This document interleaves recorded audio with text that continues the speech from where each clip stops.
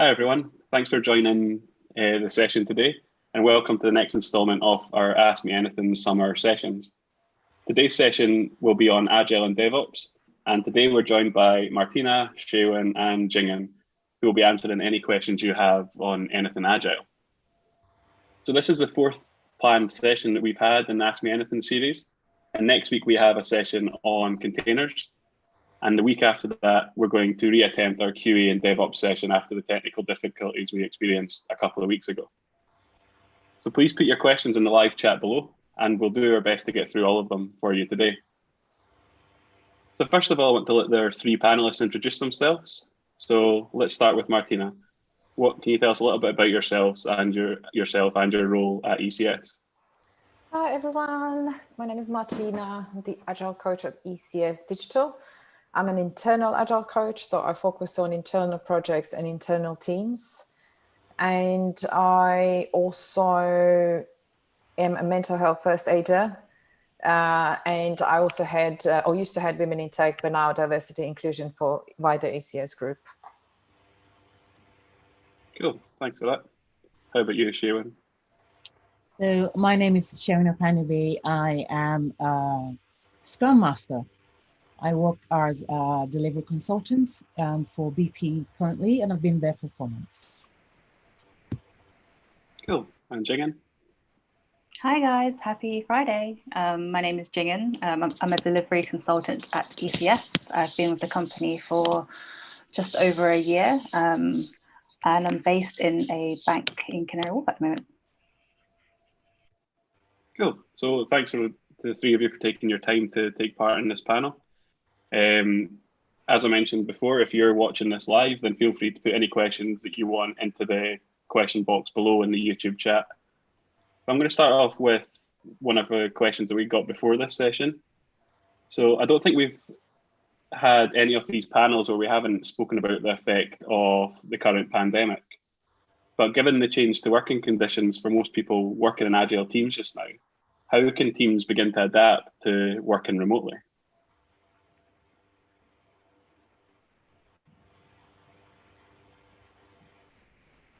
We'll go with Martina. Do you want to kick us off on that? Yeah, sure. So remote working, which was when I started a few years ago, it was almost impossible to imagine with Agile teams because it's so heavily focused on teamwork and being all together and having visual boards. And now to all go into working from home,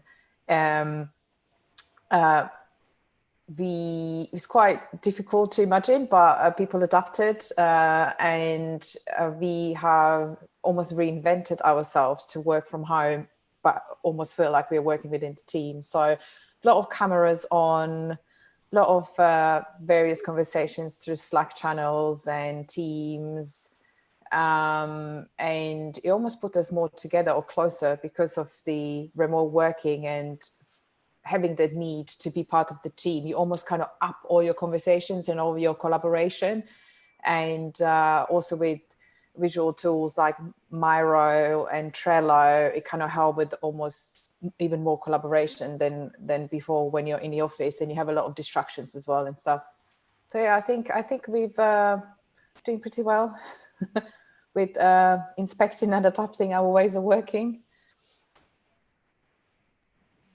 And I think that's a key word from Martina there, inspecting and adapting. Prior to all this happening, I wasn't one that would take up the opportunity to work from home. I preferred to be in the office. So when all this happened, the first thing was, right, how do we do this? Like Martina mentioned, we used to be together in the same room. Agile is all about collaboration and the face-to-face contact, and we didn't have that anymore. And so yeah, to begin with, we had to then change and put together ways of working. And in doing so, having the video on. But before long, we found out we were all getting the Zoom or video fatigue, and then inspect and adapt. When do we have it on? When do we have it off? We did that. And then just trying to find ways of using different whiteboards, because when you're doing something like a retrospective, there is a whiteboard that you could physically touch. What do we use now? And then you start getting all this whiteboards coming up, whether it's Mural, and quite a few others out there. But it's been quite an interesting journey, and it's still ongoing, and we're still inspecting and adapting, which is what Agile is all about, finding what works and changing things up, especially if you get bored, if you're anything like me. And yeah, it's been an interesting adventure. Yeah, I say don't be afraid of change. Don't be afraid of raising new ways of working if you want to see something different. For example, one of the teams on our client site now, they've extended their stand-up from a casual 15 minutes to a much longer 30 minutes. And that 15 minutes extra at the end just allows time for people to get to know each other a bit more, talk about what they've been up to, what other things they're doing in their spare time, because obviously we don't have that kind of social aspect anymore when it comes to remote working. Also, I think Seun, what you guys do as well is you guys have your end of sprint celebrations. We've had remote lunches as well, where our teams are together on maybe once a month on a Friday, and we've ordered food in and we're just having a good chit chat. It is key to working together as a team, remembering that we're all human, we're all going through a very similar thing right now. Yeah, it's been a very good experience. And I think also it brought this element of kindness and understanding, because we all go into such difficult times. We have all opened up to learn more about each other and to like meet our colleagues' pets, to kids, to partners and wives and husbands, and we learn how their houses look like and where they move, and it gave us opportunity to actually learn more about each other as people and almost have those even deeper connections to understand who we work with, which you may not get in the office. When you see people, you communicate, but not in the deeper sometimes level. So I think it's quite nice, because I feel like I know my colleagues like extra more, and I understand what ticks them and how their life look like as well, which helps when you work with the teams and you have to empower them and you need to like support them and facilitate. So it kind of gives you that extra insight into people's behaviors and stuff, which I think is really cool. Yeah, that's really interesting. It's great to hear how the three of you have adapted to these circumstances within your teams. So we've had a question through on YouTube, and VJ would like to know whether you can suggest any measurements or benchmarks when you start adopting Agile processes in general. What sorts of things do you measure within your teams?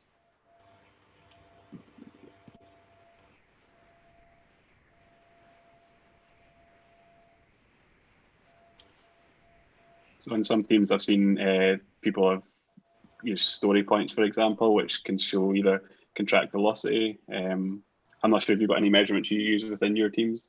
Yeah, I hesitate to respond to that question, because mostly the first thing that comes to mind is estimating. And estimation has become quite a bone of contention within the Agile. Yes. Estimating is one of the... Oh, I think we've... So we had a bit of an echo. Sorry, I think Jingen disconnected fine. Briefly, but you're back now. Okay. So yes, so Agile estimating, like you're saying, has become quite a bone of contention within the Agile environment, the Agile circle. What you're finding is it's very difficult to estimate, because it's very difficult to find a correlation between one story and another. Sometimes the correlation doesn't exist. So what are you actually estimating against? And the question about flow of the cycle of how long it takes to do a story. So most Agile teams are steering away from estimation. I say that, but within my team, we are estimating because the organization I work for have requested that we do that. And so this is so that they can understand the velocity of the team, but this will always change depending on how you're working with a team. When you start with a team, the velocity is often slow. When they get used to the system they're working with, the velocity can increase. But that's not to say that the velocity you had in one sprint will be the same in the next sprint, because there'll be issues. There might be a fault in the pipeline, which delays the delivery of one thing or another. So yes, estimation is good to have as a guideline, like anything in Scrum, for example, which is the framework we use. It's a framework. It's not, you have to do it this way. It's just a guideline. So yes, you could use estimation to measure and to give you velocity. I would say it's not a stick to beat the team with. It's just really for the product owner to use as a guide to know how many product backlog items that they can prepare for the next sprint. And it's just a guide. Yeah, that makes sense. Jingen, sorry, I think you cut off briefly, but did you want to add anything to that? Yeah, so on my client site right now, we started off as very waterfall. It was very much, this is the project plan, and you have 4 weeks to deliver this, 2 weeks to deliver this. But what we've done is also adopt the Scrum framework. We did try to start estimation. So what we did was sort of small, medium t-shirt sizing, small, medium, and large. And that helps the team get used to actually seeing how much work is involved in delivering a piece of work.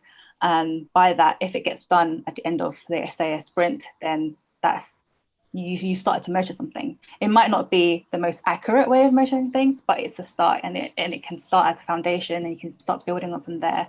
In my previous team, we started off with t-shirt sizing, and eventually we moved on to Fibonacci numbers, and that's worked out well for them.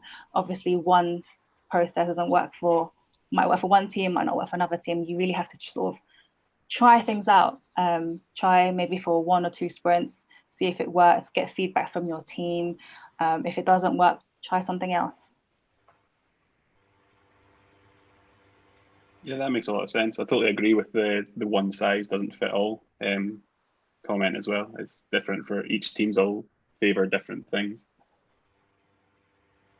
So if we go back to the conversation we were having about remote working, I've got another question here that asks, have you experienced any specific challenges with moving to remote working? I know, Shay, when you mentioned about not having a physical whiteboard, was there anything that you've found that wasn't working, transferring from in-person to remote, that you've had to adapt to? For me, one thing is when something is urgent and you Slack message someone, and then there's like what is it called, tumbleweed, like you don't hear back, and you're like sitting at home and you're like, I need an answer, but you can't get up and go to meet the person. You just need to wait. And I think for me, it caused a lot of anxiety and like stress. So I kind of like, I've kind of had to like learn to let go, because otherwise I was getting really stressed. So sometimes it's really hard to reach out to people when there are like issues, like critical issues, and you really need an answer. And so what I've improved skills, I type really fast now. So I wouldn't just message one person, I message more. And also we've learned that our escalation paths are not quite clear. So improve our escalation paths in regards to which clients we work with, which teams, and who we need to contact. So you kind of evolve from that. But yeah, I find it, even now, after 3 months of lockdown, I really, when something is urgent and I need to message someone, I need this, and then you don't hear anything back, I learned to deal with it better, let's say. But, and I learned who I need to contact and who's important, who will give me an answer. So it kind of gave me a more, a way to relax a little. Yeah. Yep.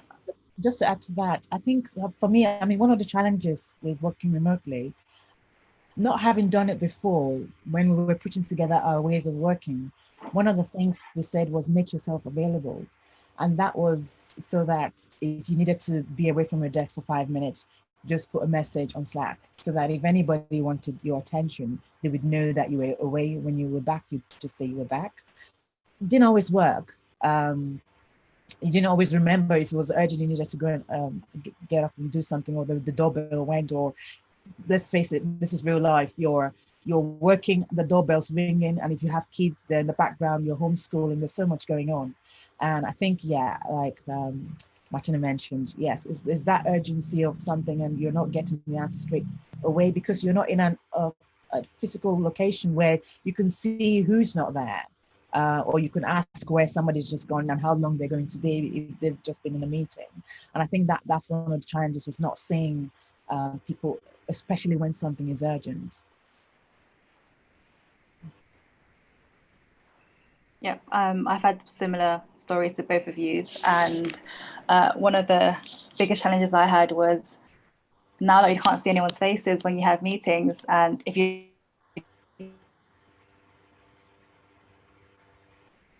thinking, so what we've had to do is sort of just directly say, Martina, what do you think about this? Seun, what do you think about this? Ali, what do you think about this? And then at the end of the meeting, being able to summarize, okay, this is what we have I missed out on anything? And being very, very clear on that path, just so that everyone has had a chance to speak. Because obviously, if Martina starts talking and I jump in, sometimes Martina might feel afraid and she doesn't want to say anything anymore. And that's happened before.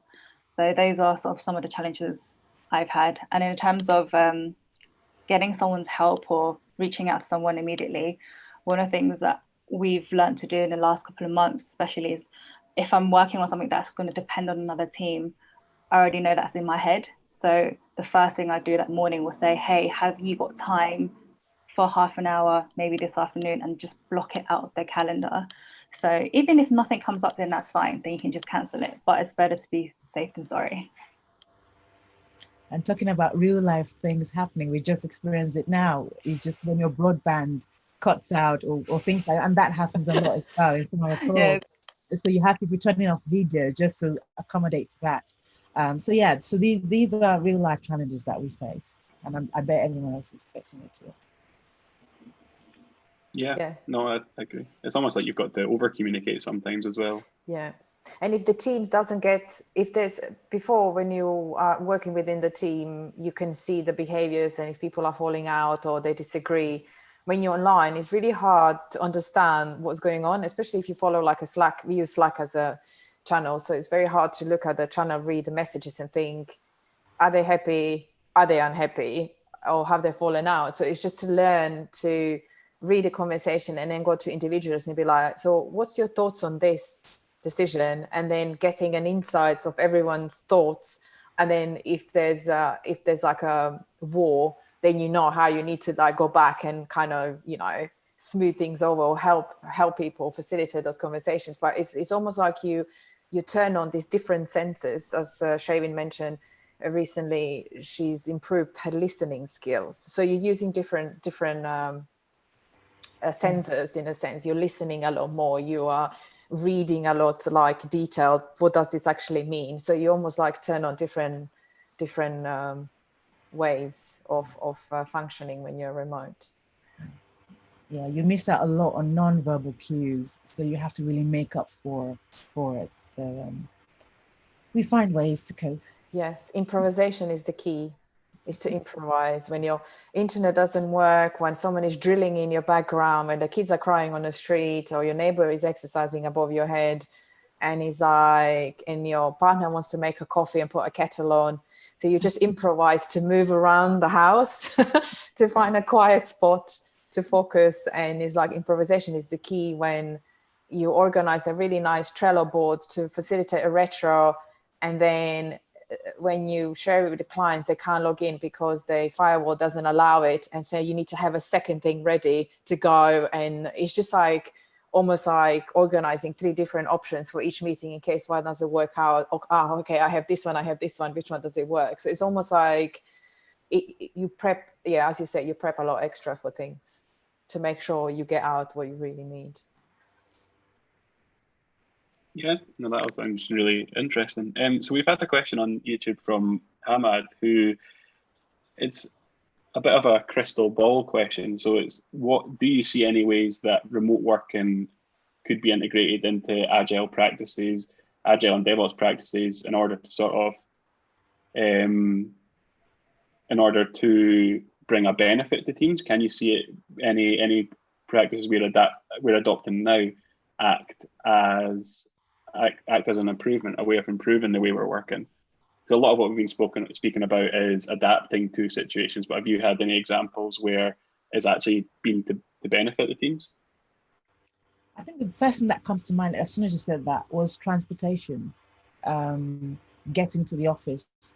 We have people coming from so far afield that because we're now working remotely, we can all be there at the same time rather than them having to come into the office later. And because they're coming in later, we start the daily scrum later just to make sure everyone's in there. So that's one of the benefits I have found, an immediate benefit of the remote working, is that not having to travel and having people gain that travel time and being able to start early enough. Another benefit that I found was it allows better collaboration when you're working with different time zones. So half of my team is actually based in Hong Kong, and we also work with some people in the US. By not traveling to the office, I can wake up earlier to accommodate to a meeting, so that the Hong Kong guys don't have to stay for a longer period just for us. So that's definitely one of the benefits that hasn't changed. If anything, it's actually made our relationships a lot better.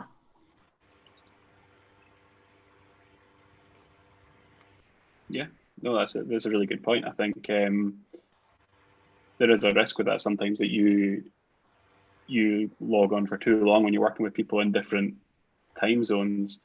So I suppose, how within the way, if you've got dependencies on teams that are working with teams in different time zones, how do you prevent burnout when you're working from home and you are able to log in whenever you want, essentially? I think first start by making yourself accountable to others. So have an agreement with your team to say, look, I have a call with, I don't know, Singapore. I'm going to be up by 5. So today I'll be finishing at this time. And then maybe set an alarm on your phone to go off when you're meant to finish, so that you can stop yourself, and then also go for a walk if that helps you to think you've been on a journey, and come back in, and that'll help you to switch off. Yeah, I totally agree with that. So we've had another question on YouTube. How would you begin your journey in becoming an Agile coach? What qualities do you think are needed for this role? Or anything Agile related, I suppose. So I think becoming an Agile coach is learning the open, powerful questions, or as I call powerful questions, or open questions, and to active listen, to really listen to people's conversations, have empathy, to put yourself into other people's shoes. And it's almost like a holistic way of because it's such a it's such a big topic, being a coach, an Agile coach, to like pick things you really enjoy and read about them and learn more and improvise and run experiments with the teams. It takes a lot of patience, and I'm very energetic and and I get very I get very explosive and so it kind of taught me to be a lot more like calmer and understanding, and it's all about like facilitating conversation, being there for people, understanding what they may be troubling them, and kind of helping them come to their own decision, what it is the way forward or options they could take, and you are there to support that. So I think, kind of summarizing from everything, I think these are some things you kind of need to allow other person to grow. You need to help them grow without you having an input of telling them, oh, I think this is great for you. It's more like guiding them into that direction, or kind of supporting them while they go through the transformation, let's say. Yeah, being an Agile coach or a Scrum Master, whatever you want to call it, is it helps you realize more about who you are.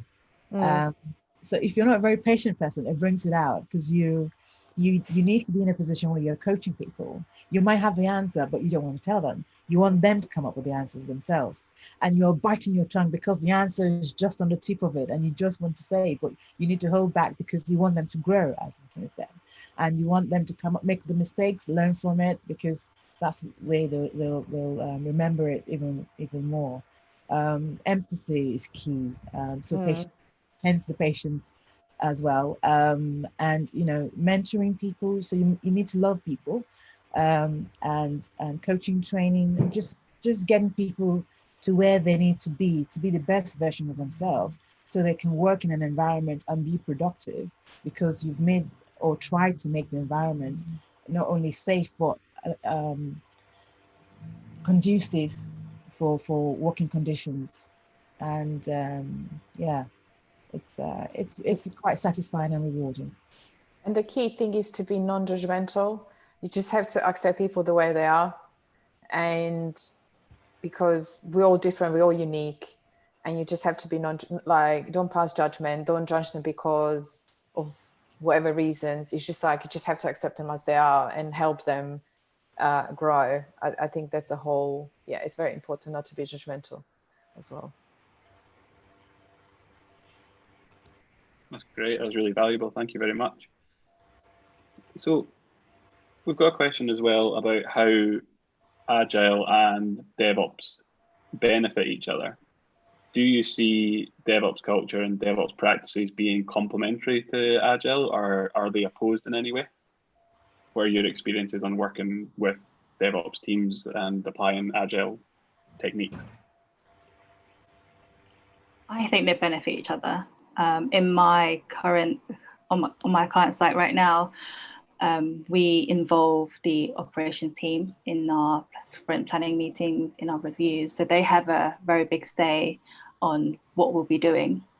But then at the same time, because we're working in a Scrum framework, we've got, I guess, Agile practices in place. And but we've managed to incorporate some DevOps things, like we brought in a Jenkins CI/CD pipeline to automate unit tests, and then automate the deployment to dev and run integration tests. So those are all good things, and then that speeds up the delivery process. So you get a faster feedback to developers, which means a faster feedback from the customers. I definitely think they can work hand in hand. Yeah, I definitely agree. Because for both, you need people, processes, and tools, and they really complement each other well, because one focuses on iterative, quick delivery to customers and make customers happy. And DevOps is like automating processes, continuous integrations, release like often and early and often. And again, it leads to having a happy customer. So yeah, they definitely complement each other. Although a few years back, it was very much two different things, and DevOps was seen very differently. It was like a automation way, and it's interpreted in many different ways in the business, as well as Agile. Agile is so misinterpreted or interpreted in different ways. Everyone sees it differently. But I think they go really well together, because they create these empowered teams to create their own ways of working, use the right tools to deliver quicker to customers, and you get that feedback early. So I think they work really well together. Yeah. And just adding on to what Martina said, with DevOps, they have tools, and again, using tools that work for you, that benefit your team. And they have tools or practices that serve as catalysts for people in an Agile environment to be able to have that delivery and have to deliver it fast because of those practices. So,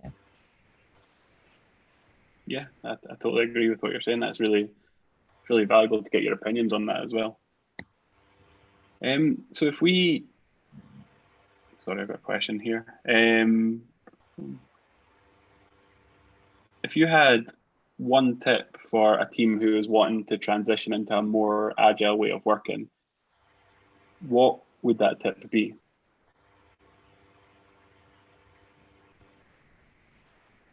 Educate the team, upskill the team, make sure everyone's on the same page. Well, decide who your team is, who's actually part of the team.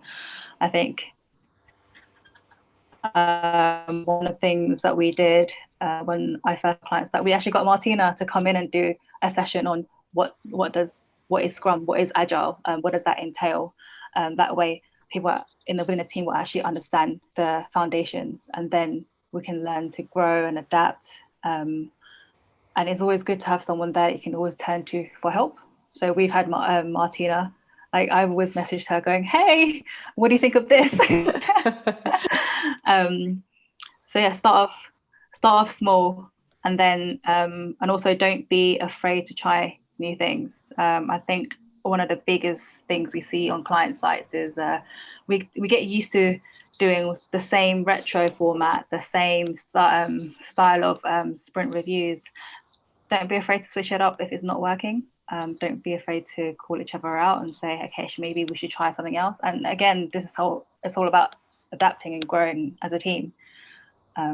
Yes, we have more than one tip, but those are my tips. I think it's nice to like visually journal your like starting the team, and how does it look like, and what's your ways of working, you know, who are your, if you are working with product owners, what is their role, and visualize the little steps you are doing to create a self-organization and empowerment within the team, and like draw out the way how they are, and share this with them every few weeks, every few months, and say, this is where we were, this is where we are, this is what we failed at, but we've made this successful delivery. So to like draw visually out where is your team at the beginning, and then their journey wherever you need to get them to be. But yeah, start small experiments. Remember, you're working with people are very unpredictable, sorry. And being remote at the minute, you don't really see them beyond the camera for their meetings, so you will have to have your extra senses on. But yeah, small experiments, small steps. Yeah, I agree. Yeah, see what your challenges are. Start with what areas you want to improve, and then look out there to see what agile practices are out there. And if you decide to go with Scrum, read the Scrum guide. It's only 19 pages long, apart from the cover page, making it 18. Have a read, understand what the roles are, and share that with the team and see if that works for you. Yeah, visualize their work. You know, how many columns do they need on boards? What is important to your ways of working? What sort of character you have in a team? How can you support those characters? I have lots of one-to-one meetings in the beginning, a lot of feedback, because lots of teams go through like a stage of like storming, and then they go into normality. So support those stages when they form, and when they go into when they become very vocalized over what's right and what's wrong. So be there for them, understand that, like small experiments again. Don't try to make everything perfect in the beginning, because perfection doesn't exist. So I think there's definitely a lot of valuable input from all of you there. That's really great. Thank you. So we've had a question on YouTube, and again, it's about almost looking into the future. How do you see agile practices evolving?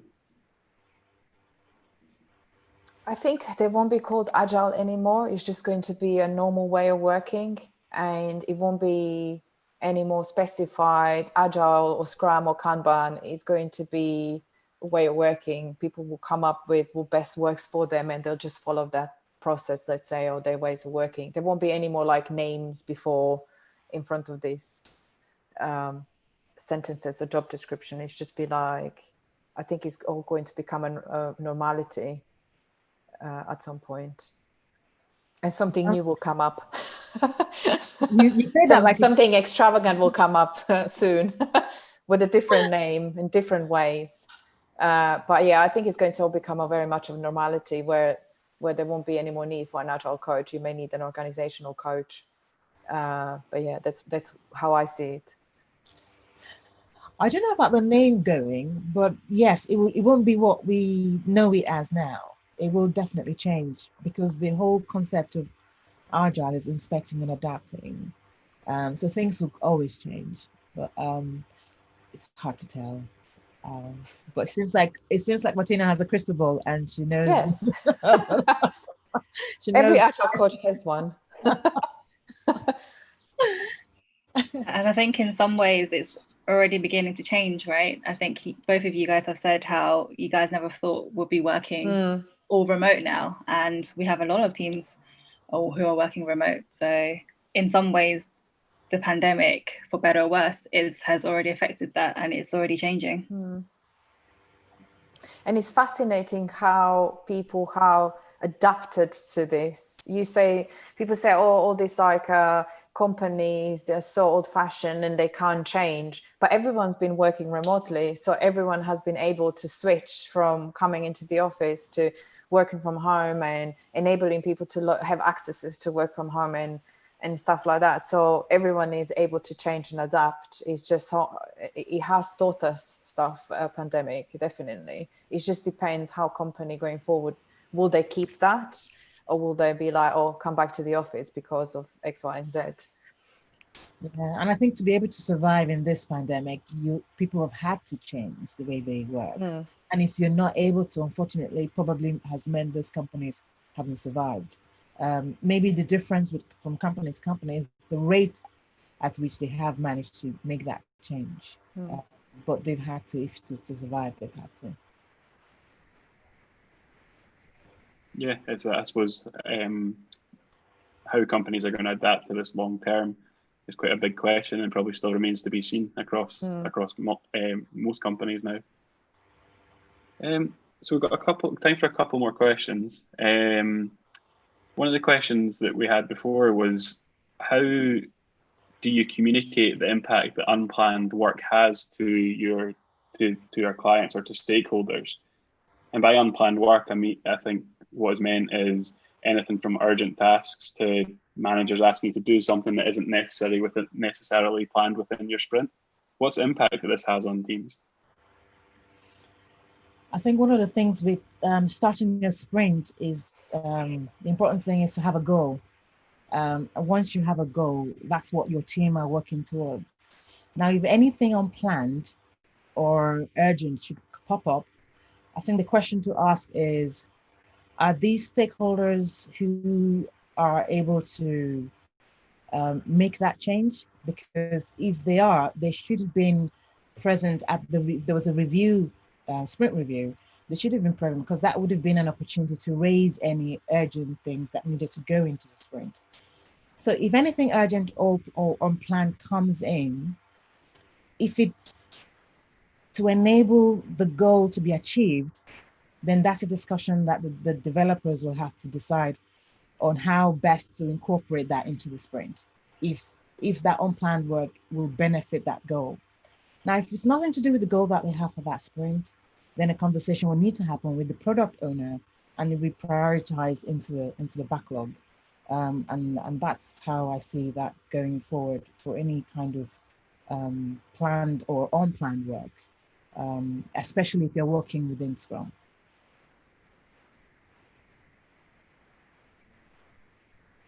Definitely involved the team that's involved in doing the work, and your stakeholders. What we've done, it all depends on what kind of work, what kind of unplanned work it is. We've done things like 1 in, 1 out. We've had situations where we've had to squeeze it in, but we make it clear that it wouldn't be a reoccurring thing. It will happen this one time only. And it might be because something broke in prod and you have to go and fix it. Loads of things like that happen throughout the development life cycle. Also, how much effort is actually involved in this? If this unplanned work is going to take up 2 resources, or even just it's not possible to do, then we need to raise it with your stakeholders, raise it with PO, and then they can help you sort it out.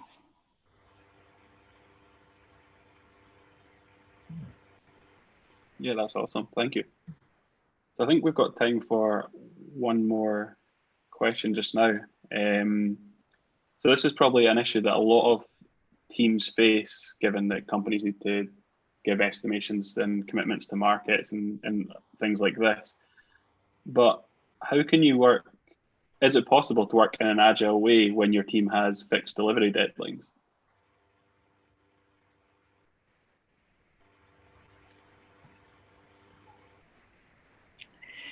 I think the term agile is used quite loosely here, because we've worked with clients where having a daily stand-up is considered agile, but they still have to deliver by something at the end of the month, for example.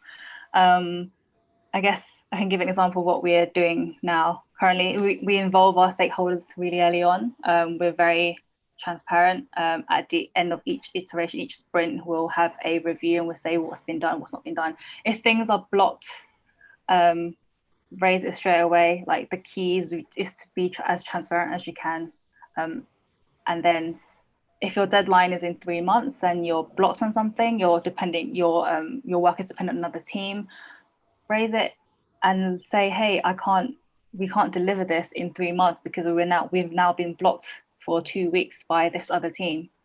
So that needs to be communicated across very clearly. Just to add to what Jingen said, I think I understand why some companies need to have the fixed deadlines, and it probably helps towards funds, finance. It's probably something to do with that. But as an agile team, the key is also transparency. So we've had a number of projects we've been working on where we've had deadlines. But what we always ensure is that the stakeholders are always involved earlier on, every step of the way. They know what we're doing. They know what's causing delays, so that we can get buying and their understanding of why, if we need to move a deadline because we've not been able to achieve this, they're a lot more empathetic because they've been involved every step of the way. So when you're doing your sprint review, you can show a visual radiator to show, look, here's our test dashboard, which shows you where this failed. This failed because we had a block in the pipeline. And as a result, this scope of the work we needed to do couldn't get done, which means this now needs to move into the backlog for the next sprint, which means the timeline that we had originally agreed on is no longer going to work for that, and just making that transparent.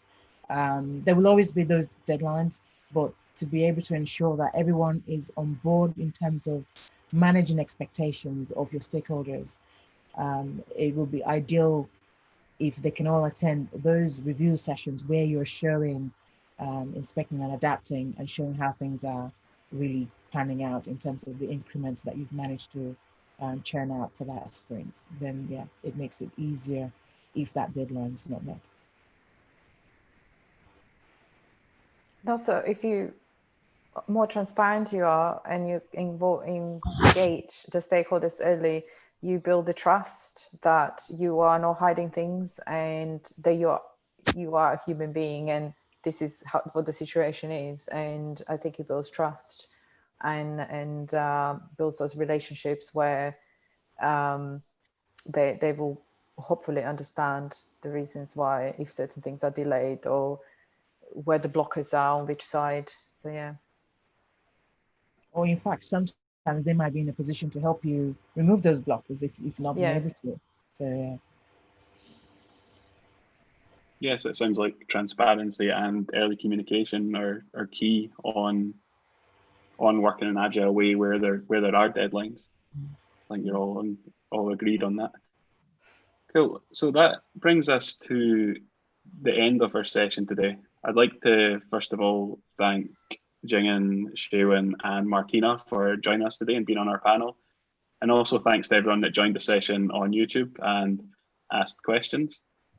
I'd just like to remind everyone that we've got a couple of sessions coming up.